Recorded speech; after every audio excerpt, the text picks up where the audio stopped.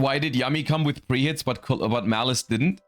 Because that's the right thing to do. We can talk about that right now, actually. I had it planned for a little bit later, but Yummy is coming out tomorrow, as of, you know, right now. And this is what's gonna happen. They're gonna semi-limit Snatchy and semi-limit Marshmallow from the new cards, which, first of all, confirms that both of those cards are ultra rares, but I'm gonna be honest with you, Yummy was always gonna have a bunch of ultras. I guess this is nice because it means you know from the get-go, okay, these are gonna be add 2, so that reduces the amount of ultras you need slightly, at least.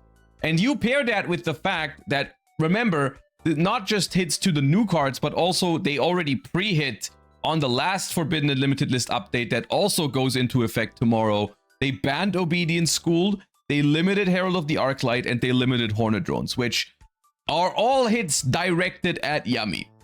So Yummy is releasing with pre-hits in some ways. And I feel better about some of these than others. For example, as a pure Yummy defender, and I've been doing this with a lot of archetypes recently, I've been defending the pure version. I don't like that they hit Obedience Schooled, because honestly, I know Obedience Schooled is a very powerful card in Yummy, but it also, actually, I've played a lot of pure Yummy recently. I even brought it to a YCS this season, and Obedience Schooled was never the best starter in Yummy. Like, it's a really good card going second, but it makes your combos really awkward going first because you're locked into beasts, and that makes playing around Nibiru a lot more difficult. Like, you can play around Nibiru a little bit, but your end board is good. Like, you can't make Herald of the Arclight, you can't make Metal Marcher, you can't make Link Spider out of the Nibiru token. Like, it makes your, like, going first, Obedience School legitimately is the worst starter in the deck. It's the worst one into Fuwa, into Maxi, and into Nib, which are all really good cards against Yummy. And like, a lot of people are going to play them with Yummy release. So realistically, banning Obedience Schooled isn't even that big of a deal to pure Yummy. You might think it is because the card reads completely broken, but it's not that bad, really. But even more important, I feel like it promotes combo slop. That's my bigger problem with it. It's like it's a card that, like, the Mitsurugi Yummy deck, for example, never played Obedience Schooled. So I'm not happy that they're getting rid of Obedience Schooled, because I feel like, you know, that was not the problem. I think the problem would have been like something like Herald of the Arclight. Like, if I could choose one ban to balance Yummy, I would not touch Obedience Schooled. I would ban Herald of the Arclight. You know? So I'm not super happy that they chose Obedience Schooled for the ban. But it's besides the point. The thing that people are asking, and I guess some people are also complaining about, is like, why are we pre-hitting Yummy but we didn't pre-hit Malice? Which I get where you're coming from, but at the same time, I don't think we should be complaining about this. What they're doing right now is the proper way to do it, okay? The proper way to do it is, if you have an archetype that you know is going to be good, that you, from OCG and TCG, they can say with 100% certainty, Yummy is a very strong archetype that is top tier meta. Even with some hits, you know? The OCG has had 2 Snatchies for a long time, and they were all still playing pure Yummy just fine.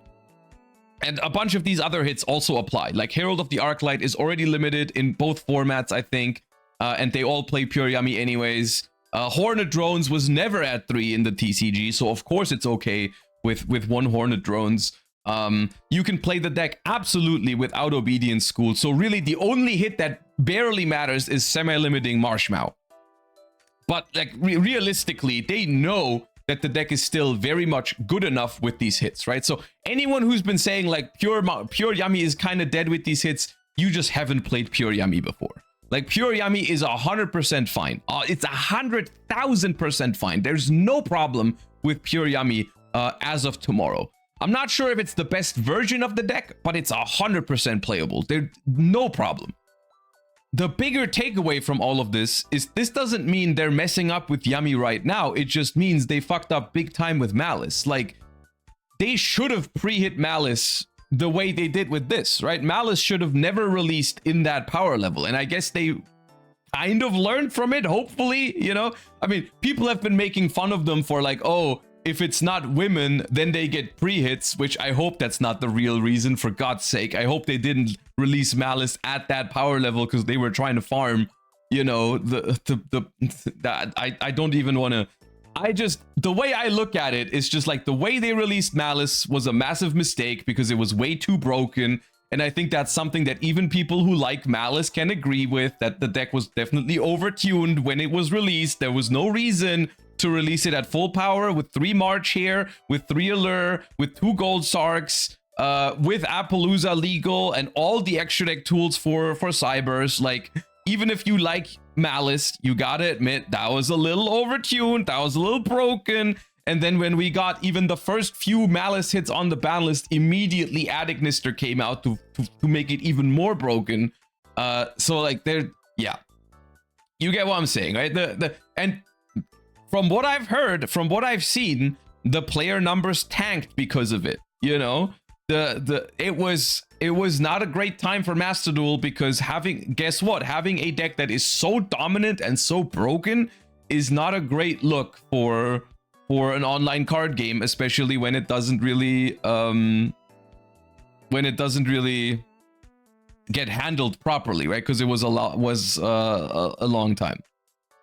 Isn't that why you quit as well? It got me to the point where I wanted to take a break from Master Duel. And I mean, I've heard from a lot of people and I've seen the graphs with the player numbers. I was not the only one, because if I was the only one, the graph wouldn't have gone down by so much, because my little one, it doesn't count as much, but there was more people out there. The numbers were not good after Malice release. And so it's, yes, they didn't pre-hit Malice, but that doesn't mean that they shouldn't pre-hit anything anymore because they didn't do it with Malice. They have to learn from that mistake, right?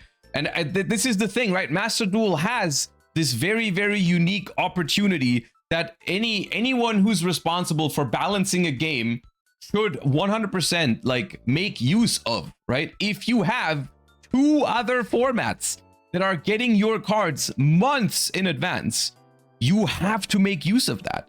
You have to make use of that information. Like, if you know from observing the OCG for months now that having Snatchy at 2 does not hurt Yummy's meta viability, then there's no reason for you to release it at 3. It doesn't hurt the deck. So yeah, it's good. This is a good thing.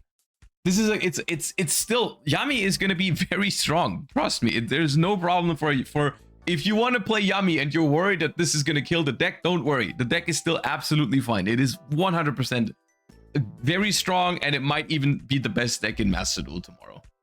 What about Mitsuyami? I mean, Mitsuyami is basically full power too. The problem with Mitsuyami is not its power level. The problem with Mitsuyami is it the preferred version in a Max C environment? Which we don't know the answer to that question. We just know that in the past, the answer to that question has been if the, like, Master Duel is closer to the OCG.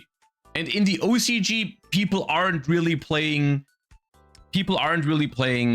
Mitsuyami as much. They're playing pure Yami and pure Mitsu more. But we're gonna take a look at the OCG metagame in a second as well. I have that lined up. They posted the first metagame report of 2026. I want to take a look at that.